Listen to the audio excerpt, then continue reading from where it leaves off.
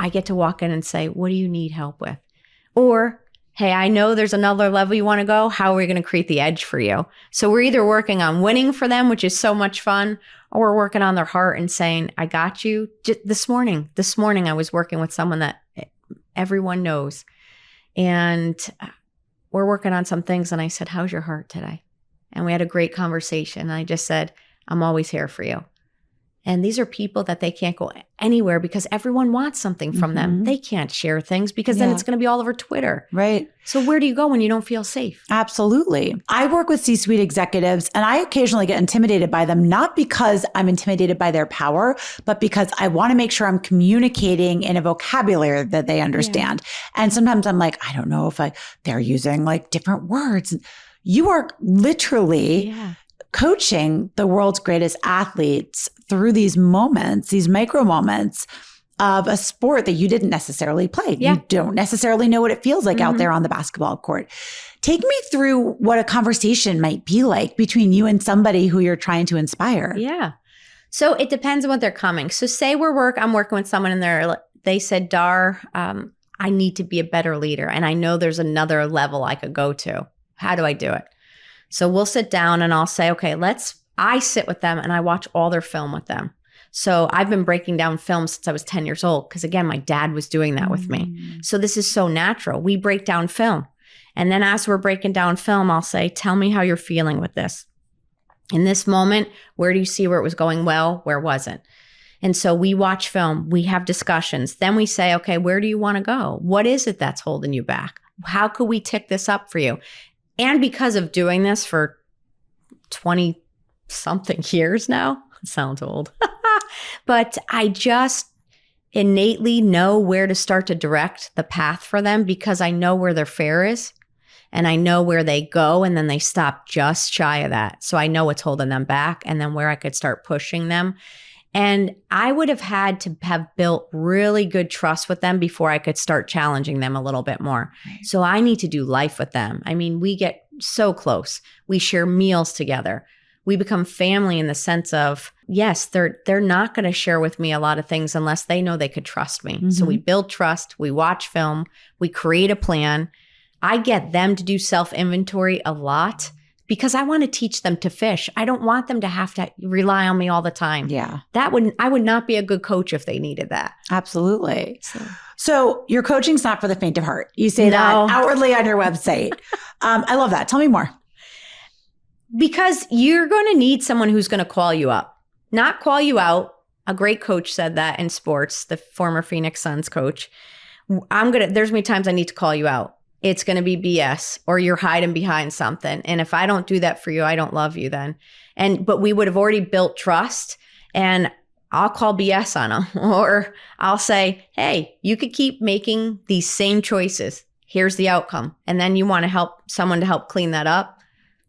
It's your mess. After so many choices, you keep directing this path. I love you. I love you as a person.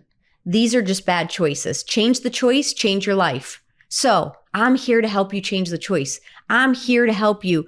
I'm going to be right. And I'm going to be by your side as we keep picking these pieces up, but it's going to get real tiring for you. So we either change through pain or inspiration. How much pain do you want to experience or how much inspiration do you see from someone else? That's the tough love that comes, but it only comes after they know this person really has my back. I can't come down and give that hard. Like if I just met someone today and I came down on them, I would think they were an a-hole. Right. Like, who is this person? So you need to build trust first. Absolutely. So we were talking earlier about some of the life skills, and that includes gratitude. Yeah. You were saying there's kind of two things that you work with the most with these athletes. And so let's go back to that. Confidence and gratitude. If anyone I'm working with, even CEOs, we're working on their confidence and courage to make the right choice.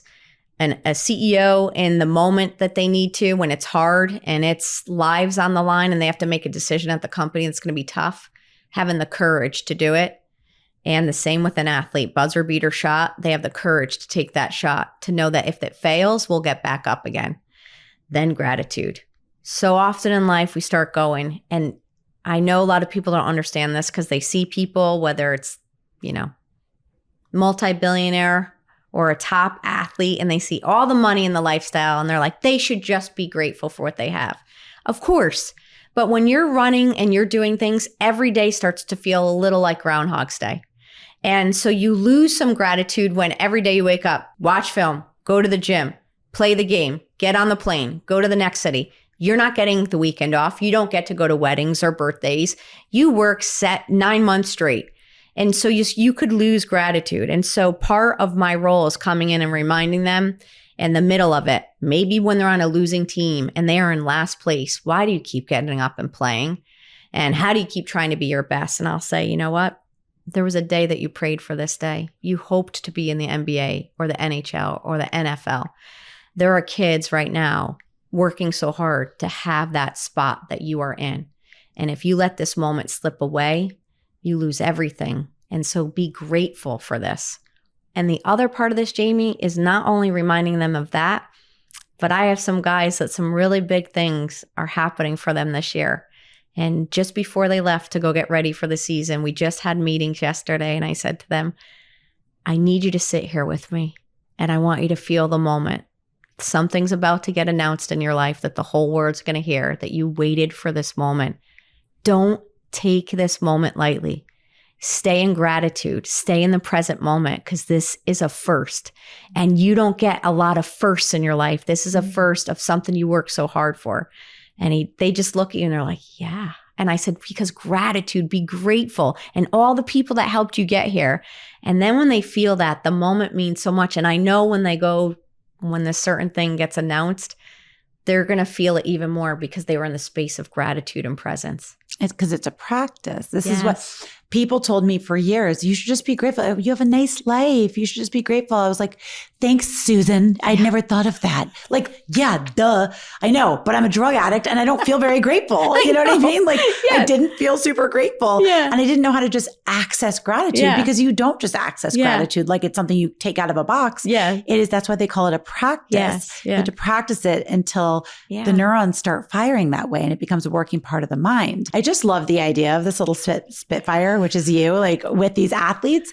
But it's so striking. And I think that most people couldn't even imagine. Yeah. And I think also that most people don't think about the plight of the athlete. Mm-hmm. And a lot of the times they're put down as like, oh, and the athletes, and then they get these big contracts. They don't manage their money well. It's like, we don't really give them a lot of credit. No. First of all, they're never even taught to manage their, like that's, right. Yeah. Right. So on that note, are there any stories, kind of like I asked you with the occupational therapy, you gave us a few, but are there any stories that come to mind about somebody who overcame something really difficult and maybe it allowed him to have a success? One story that comes to mind is there's this great player in the NBA and he was getting called to be a leader of the team. And he came from a small town in the South and he was very poor and he'd have holes in his shoes and holes in his jeans. But when he got on the court, he just dominated. It just came natural to him. But off the court, he didn't want to talk to anyone. He spoke with such a drawl that it was hard to understand him. So he didn't want any attention on him. But when he got on the court, he found this is where I could thrive. So the court became a safe place for him. So he goes on, and obviously his talent keeps bringing him to higher places. He makes it to the NBA, and now we're working together. And we're sitting there one day, and he had an injury that set him back, an ACL injury. And he comes, and through that injury, we got really close. And he said, Dara, if I hadn't gone through this injury, I don't know that I'd be as good of a man and person if we didn't work together because I took the time to pause. And in that time we were sitting there, he looked at me and he said, why do you think God picked me? And he said, I'm making millions and millions of dollars. Why me and not all those kids at the court when I was little? Like, why was I chosen? Do I deserve this? And this is a pro player that everyone knows. And I just looked at him. I said, absolutely. You were chosen for a reason. And this is a season that you get to ride because in this moment, you're needed. You're needed not only for the NBA, but you're needed for the kids that are looking up to you that you give hope to. You're needed for, you've been blessed with this money, financially, what you could do with it, for your family, for the community.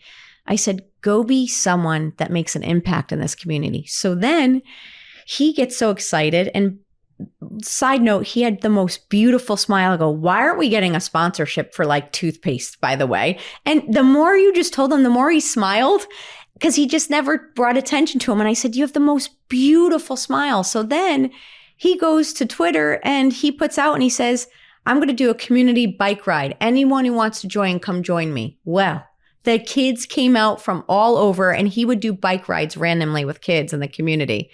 So this guy went from, living where he didn't think he'd ever make it out of his small town because of how he grew up, to then being an inspiration for kids and people all over. And those are the moments, Jamie, that I just sit and I'm like, I feel so grateful to be alongside, to give them the hope or to talk through these feelings that they have.